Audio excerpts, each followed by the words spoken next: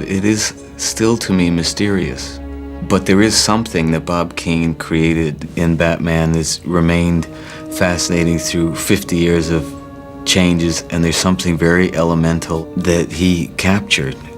There's a real dark, kind of cultish feel to it. Batman has all this undercurrent going on. It's kind of cool. It's the theme of duality. Batman has two identities. Robin has two identities. The Riddler has two identities. Certain characters have definitely just become part of American culture. Batman is really something, it's a movie like no other movie. I mean, it really is just this huge event. It's pure fantasy. You go into it and you know that you're going to be taken on a roller coaster ride. And I think we all love to do that.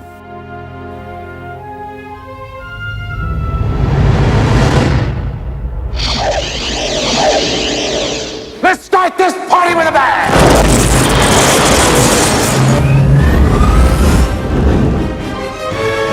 My invention beams any TV signal directly into the human brain. Mind manipulation, tampering with people's brain waves, it just raises too many questions. What is it about the wrong kind of man? It's the car, right? Chicks love the car. I need a name. Batboy, Nightwing. What's a good sidekick name? Woo! I will help you solve the greatest riddle of all. Who is Batman? As Bruce Wayne, he is a quadrillionaire. Going down. He can do whatever he wants to with his life and chooses to fight psychotics at night dressed as a bat. Batman has a singular objective. He is a one-man SWAT team, whereas Bruce Wayne has the luxury and the hell of trying to figure out how to live like we all do.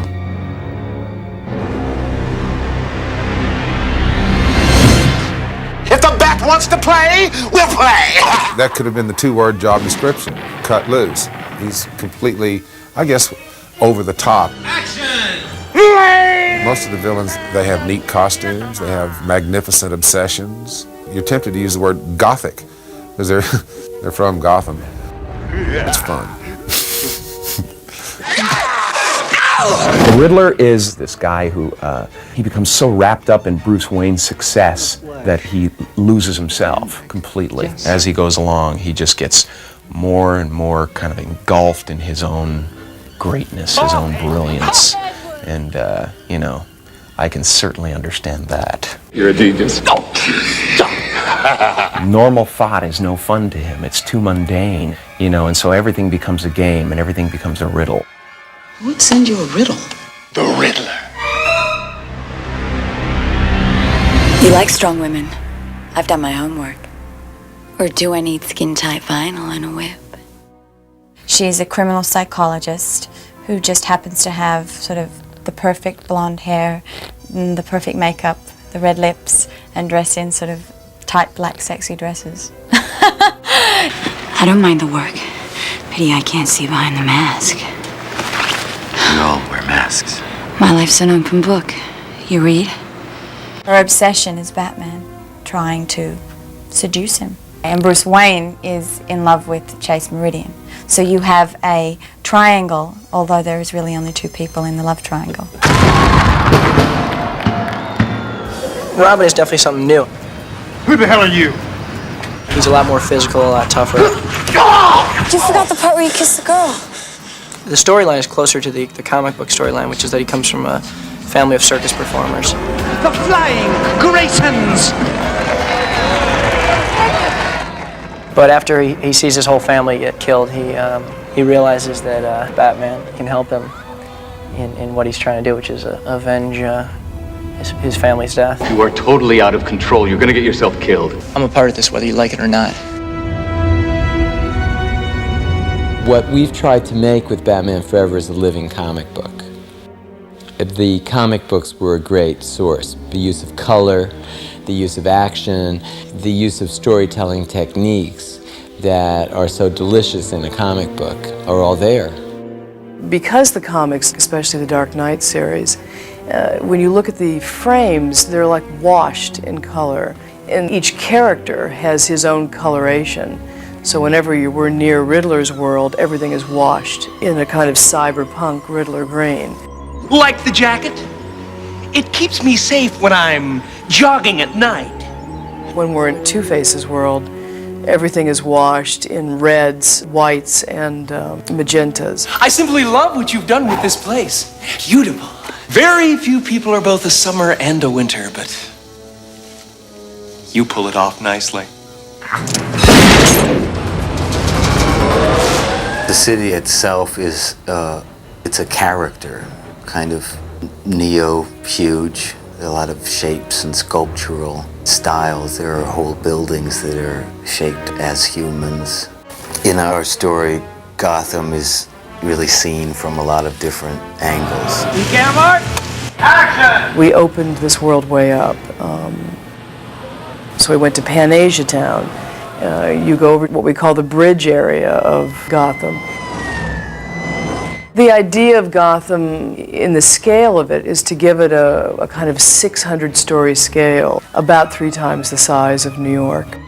Some of the images for Batman were so vast in scale that it was impractical to build them as miniatures, and it was impractical to create them as matte painting. In that case, we used a computer-generated city, and it's critical in order to be able to get this scale. It's kind of like a real city, but you know, these buildings have things added onto them, and it's a kind of a strange reality.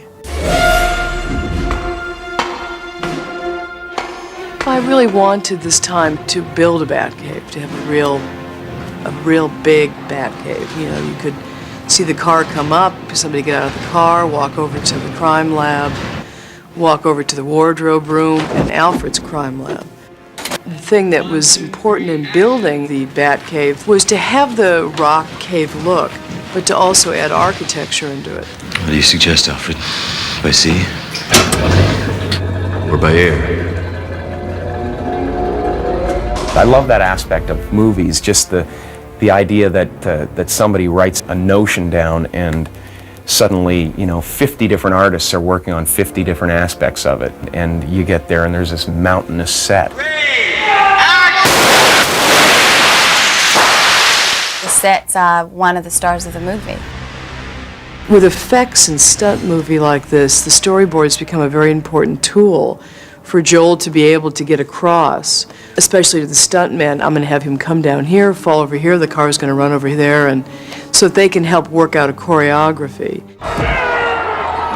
I think the only thing that doesn't happen to Batman is he's never covered in lava, but I'm buried alive, I'm drowned, I'm in a vat of acid, and fly from a helicopter. Hang on, Batty! It was one of the few times I thought, oh, that's why he has 40 pounds of rubber around him, dangling and crashing through glass. It felt like what it looked like, I'm sure. And I kiss a girl, too, which was tough. That required the most takes. I never could get it right, and I'd have to apologize, and we'd have to do it over and over again.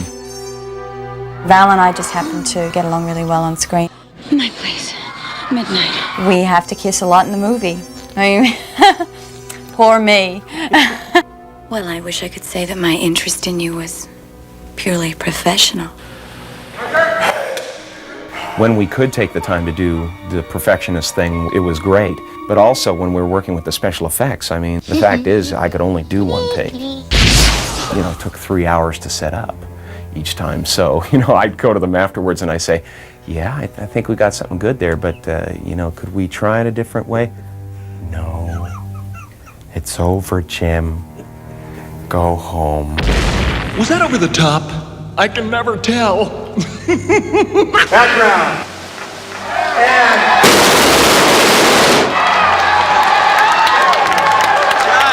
Joel is the perfect person to direct a film like this because he's so just easygoing and fun and knows how to keep the atmosphere light. He gets everyone involved. He's always talking to everyone on the set, getting every crew member involved and making everyone, you know, letting everyone know that they're important so everyone takes a pride in what they're doing. I need to have a very relaxed, fun atmosphere to work in. I like a lot of harmony. I like a very wide open set in the sense that anyone can suggest anything. What we try to do on the day of work is to do something in the moment, in the midst of all the technical things that goes beyond just hitting your mark.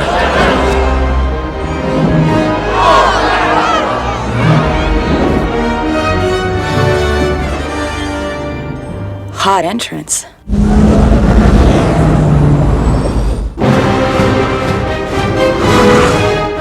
The car took on a look that went much more into the kind of organicness of a bat, you know, where it had a sense of ribs on the side, which I really wanted because the ribs of the bat are really unusual looking. And then adding the sense of underlighting so that it almost had a breathing quality to it. The bat toys were probably some of the most fun things to do because it was fun coming up with just whatever idea you could have. Chris Ross sat and made these amazing prototypes, and they all worked. Things like the bat bolo, when he throws it, can grab the thug's legs, tie him up, and hold him until the police get there. Everything is designed to reflect a wing. Hang on. Whether it's the torch that opens up to look like a wing. The batarangs go through many stages. We have the throwing batarang. We have a high-tech batarang that has a homing device on it. Exactly. Then we have the batarang gun, which is on his arm, which is a series of tiny little batarangs. Robin gets to borrow some of the cool toys. He got to borrow the bat boat. He stole the Batmobile for a little while. But I think that, you know, the more time he puts in, the more gadgets he's going to get. He might eventually, if he's good.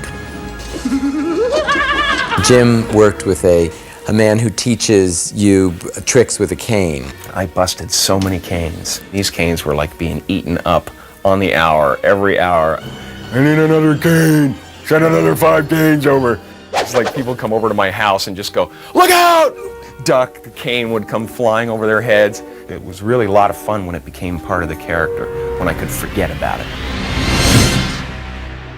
I hope we were able to recreate the experience of reading those comics and that great feeling you had when you rode your bicycle to the store to buy that current issue. With a Batman movie, there's so much speculation over who's going to be in it and who's going to be playing what.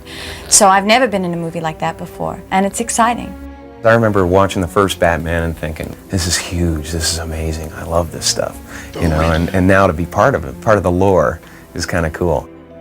Before we started shooting, I thought, this is going to be the most arduous task of my life.